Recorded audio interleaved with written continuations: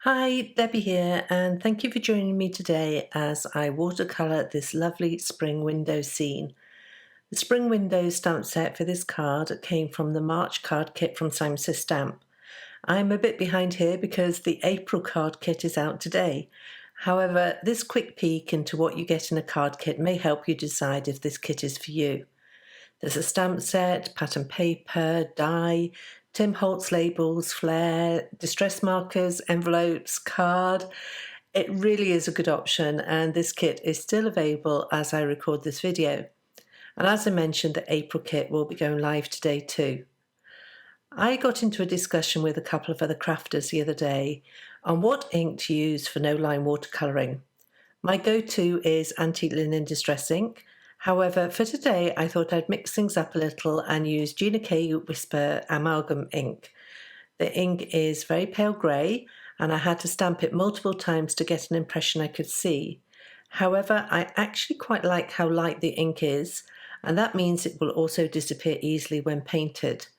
The light grey also suited this particular image because I wanted the window frames to be white, and the grey of the Whisper ink would be more in line with the colour I wanted than the cream of antique linen. Having said all that, I did keep the stamp set beside me and kept looking at the stamp packaging when I was painting the flowers. The ink is, as I say, light in colour, which was perfect for the window frames, but it did make it harder to see the detail of the flowers and leaves. Okay, on to the painting, and I'm using Daniel Smith paints and small round brushes. There's a lot of detail in this image, and so I dug through my brush collection to find the smallest ones. I'm not really sure which brushes I used on this, however, my preference is for synthetic round brushes. I like the firmer feel of the bristles when painting fine details, rather than softer, natural haired brushes, which are lovely for washes of colour, but I find harder to control when painting a delicate image. I've been having a number of requests to see more real-time painting, and so as you can see, I paint really slowly and steadily. I like to keep a rhythm and find painting very relaxing, especially on an image such as this window where the hard work of deciding what goes where has already been done for you. Along with requests for more real-time painting, people have also asked for more commentary on my decisions, colour choices, and basically what I'm doing and why. And when I look at this image, I debated stamping in a black outline, but I loved to see green foliage and thought the delicate leaves of this illustration might be overwhelmed by a black outline. And so I went for a no-lined watercolour look. I chose Fabriano Artistico Extra White Cold-Pressed watercolour card because of its texture. I love the way watercolour behaves on the texture of cold-pressed watercolour card, but know that you get better stamped impressions on smoother hot-pressed card. So I chose Fabriano as the cold press on this card as it's only lightly textured and so is easier to stamp on than, for example, Archer's, which is more textured.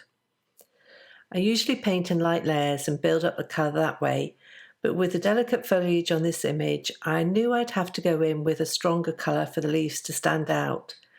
I picked a couple of greens I have in my palette and painted a few leaves in each of the different hues. This way there is more variation than if I painted the leaves all the same colour. I chose undersea green. I love the deep tones of this green. Green gold for some limey green highlights and Peroline green for a blue-green option. For the flowers, I went with Quinacridone coral for the pinks and cerulean blue chromium for the blues. I muted the blue slightly with a tiny touch of orange. The flowers are small and therefore all I needed to do was add a puddle of light colour and then come in with a few strokes in a darker pink. I chose Pyrrole Crimson for that. I filled in the foliage bit by bit, following the stamp lines and referring to the packaging to help me when deciding where a leaf started out from and such. These flowers need very little effort, just pops of colour among a small jungle of leaves. I decided that the container the flowers were planted into was made from wood, and I did a light wash of brown to get me started. With watercolour, you have to let things dry before you can go back in and add a second layer, and so there is a lot of dotting around the image, painting one thing and then another in a different area, all the time keeping in mind where is still wet so that you don't get two wet areas next to each other blending together. For the window, I debated for a long time on whether to bring in a colourful frame, but in the end, classic white held true for me. However, when looking at the window, I realised there was an internal frame around the rectangular lower windows, and that was bounded by a second frame that led into the arch above. So that there was a definition between the two frames, I kept the rectangular frames pretty much untouched and as such showing white, and for the outer frame I added light colour and shadows to add clarity to where one frame started and another finished. Okay, on to the actual window glass itself. Now this is the tricky one.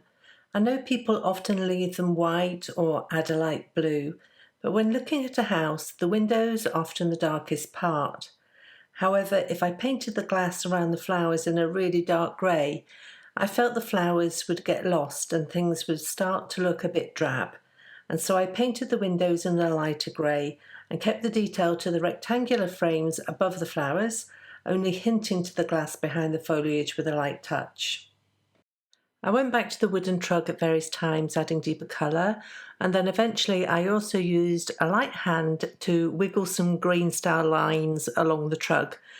I'm not sure this was totally convincing, and I think I need to work on my watercolour wood skills. Finally, I left the image to dry while I whipped up a quick background. I was actually inspired by the blue stripes on one of the pattern papers in the kit, but it was in black and I felt would be too much of a contrast to my light watercolouring. And so to keep things light and airy, I watercoloured some quick stripes. I used a dilute mix of cerulean blue chromium with the brightness just knocked back a little with orange. I then left the watercolour to do its thing while I fussy cut the window image. There is a matching die for this stamp set now. However, I tried out a new to me pair of Fiskars scissors, and I have to say I need to buy new scissors more often or learn to sharpen the ones I have, because these scissors were so sharp and cut so cleanly. When the stripes were dry, I removed the masking tape which had been holding down the card and preventing it warping, and then it was a case of putting this card together. I trimmed the watercolour stripes panel so that it would be just smaller than an A2 card base, which I cut from Neenah Desert Storm card included in the March kit. For the sentiment, I stamped the Sending Hugs greeting from the Spring Window stamp set in worn lipstick Distress Oxide ink on ivory card to match the soft white of the watercolour card. I then fussy cut with my fabulous new scissors around the circle. I wanted to make use of the arced sentiments from the stamp set that were designed to fit over the window frame, and seeing as I'm always in need of birthday cards, I chose the birthday greeting. In the mini Misti, I placed the window frame on the striped background and then aligned the sentiment around the arc of the frame. I then stamped the greeting in Nocturne ink.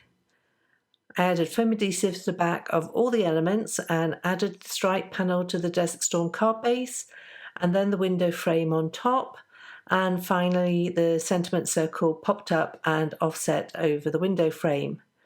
I added 2 colours of Glossies from HIckey and a couple of eggshell pearls from Little Things from Lucy's cards. Now I could have left this card here, but as is usual with me, I started fiddling. I added more depth to the wooden planter with a sepia Faber-Castell Polychromo pencil, and then we get to the white gouache and perfect pearls. Initially I wasn't going to splatter with white gouache and perfect pearl solution, but I looked at the card and I felt that some white splatter would have been nice. It was now too late to splatter though, because I would get it all over the 2 stamp sentiments, and so I decided to try and fake it. I added a small blob of white gouache to my mat, diluted with a little water until the mixture was fluid enough to use for dotting onto the card with a paintbrush. While I had my paintbrush out, I also added some more depth to the pink flowers so that the colour matched the worn lipstick stamped greeting better. For the perfect pearl solution, rather than splattering or dotting it around as I usually would, I selectively applied it to the window glass, and I really like how when the light catches the card, you get the sparkle in the windows. Hopefully you can see that here. Okay, so that completes this card with watercoloured spring window scene. I'll leave links below where you can find the products that I've used today, many of which were included in the March card kit. Also, I'll leave a link to my blog post where you will find more details of this card, but also the contents of the April card kit. Thanks for joining me. I hope you've enjoyed this tutorial, and if you have, then please subscribe to this channel. Thanks, and I'll see you next time.